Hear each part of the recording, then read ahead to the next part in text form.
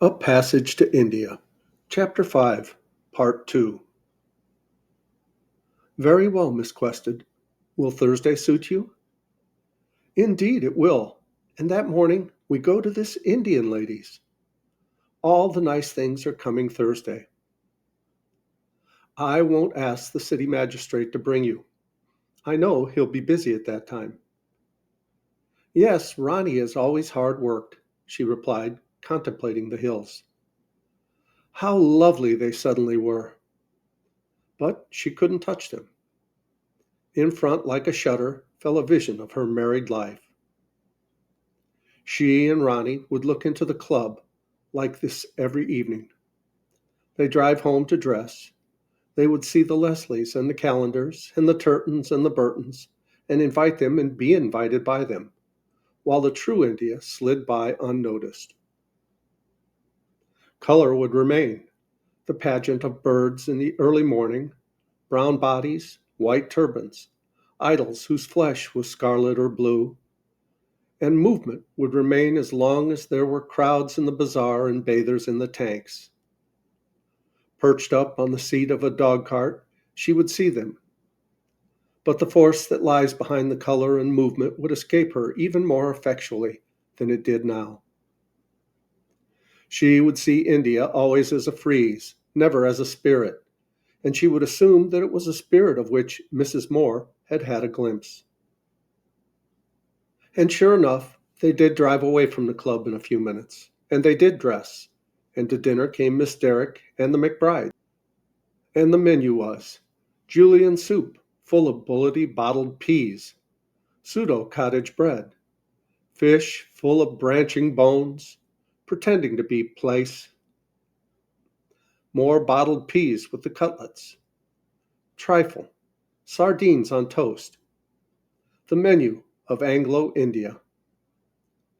A dish might be added or subtracted as one rose or fell in the official scale. The peas might rattle less or more. The sardines and the vermouth be imported by a different firm. But the tradition remained, the food of exiles, cooked by servants who did not understand it. Adela thought of the young men and women who had come out before her. P&O full after P&O full, and had been set down to the same food and the same idea, and been snubbed in the same good-humored way until they kept to the accredited themes and began to snub others. I should never get like that, she thought, for she was young herself. All the same, she knew that she had come up against something that was both insidious and tough, and against which she needed allies. She must gather round her at Chandapur a few people who felt as she did, and she was glad to have met Mr. Fielding and the Indian lady with the unpronounceable name. Here, at all events, was a nucleus. She should know much better where she stood in the course of the next 2 days. Miss Derrick, she companioned a Maharani in the remote native state. She was genial and gay and made them all laugh about her leave, which she had taken because she felt she deserved it, not because the Maharani said she might go. Now she wanted to take the Maharaja's motor car as well. It had gone to a chief's conference at Delhi, and she had a great scheme for burglaring it at the junction as it came back in the train. She was also very funny about the bridge party. Indeed, she regarded the entire peninsula as a comic opera. If one couldn't see the laughable side of these people, one would be done for, said Miss Derrick. Mrs. McBride, it was she who had been the nurse, ceased not to exclaim, "Oh, Nancy, how topping! Oh, Nancy, how killing! I wish I could look at things like that." Mr. McBride did not speak much. He seemed nice. When the guests had gone and Adela gone to bed, there was another interview between mother and son. He wanted her advice and support, while resenting interference. "Does Adela talk to you much?" he began. "I'm so driven with work. I don't see her as much as I hoped, but I hope she finds things comfortable." "Adela and I talk mostly about India. Dear, since you mentioned it, You're quite right. You ought to be more alone with her than you are. Yes, perhaps, but then people gossip. Well, they must gossip sometime. Let them gossip. People are so odd out here, and it's not like home. One's always facing the footlights, as the Burra Sahib said. Take a silly little example. When Adela went out to the boundary of the club compound and Fielding followed her, I saw Mrs. Callender notice it. They noticed everything, until they're perfectly sure you're their sort. I don't think Adela will ever be their sort. She's much too individual. I know, that's so remarkable about her, he said thoughtfully. Mrs. Moore thought him rather absurd. Accustomed to the privacy of London, she could not realize that India, seemingly so mysterious, contains none, and that consequently the conventions have greater force. I suppose nothing's on her mind, he continued. Ask her. Ask her yourself, my dear boy. Probably she's heard tales of the heat, but of course I should pack her off to the hills every April. I'm not one to keep a wife grilling in the plains. Oh, it won't be the weather. There's nothing in India but the weather, my dear mother. It's the alpha and omega of the whole affair. Yes, as Mrs. McBride was saying, but it's much more the Anglo Indians themselves who are likely to get on Adela's nerves. She doesn't think they behave pleasantly to Indians, you see. What did I tell you? He exclaimed, losing his gentle manner. I knew it last week. Oh, how I like a woman to worry over a side issue. She forgot about Adela in her surprise. A side issue? A side issue? She repeated. How can it be that? We're not out here for the purpose of behaving pleasantly. What do you mean? What I say. We're out here to do justice and keep the peace. Them's my sentiments. India isn't a drawing room. Your sentiments are those of a god, she said quietly, but it was his manner, rather than his sentiments, that annoyed her.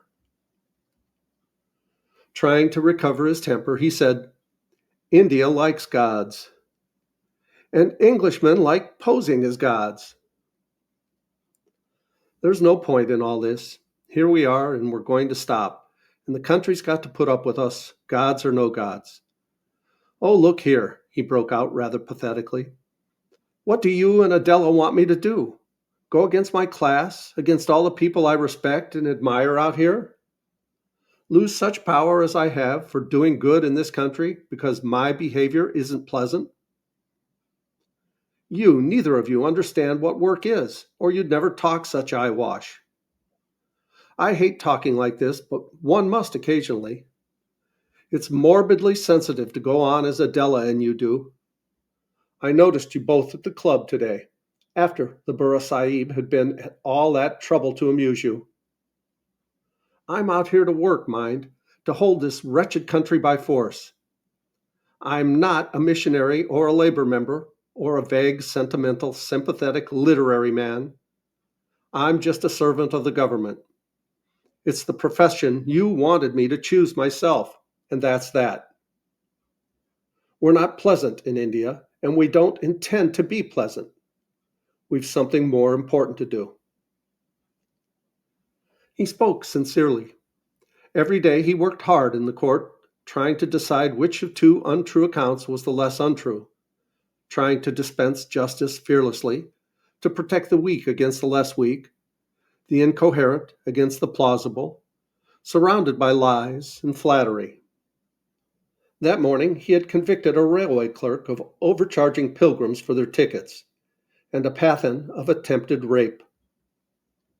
He expected no gratitude, no recognition for this, and both clerk and Pathan might appeal, bribe their witnesses more effectually in the interval, and get their sentences reversed. It was his duty, but he did expect sympathy from his own people, and except from newcomers, he obtained it. He did think he ought not to be worried about bridge parties when the day's work was over, and he wanted to play tennis with his equals or rest his legs upon a long chair. He spoke sincerely, but she could have wished with less gusto. How Ronnie reveled in the drawbacks of his situation. How he did rub it in that he was not in India to behave pleasantly and derive positive satisfaction therefrom. He reminded her of his public school days. The traces of young man humanitarianism had sloughed off, and he talked like an intelligent and embittered boy.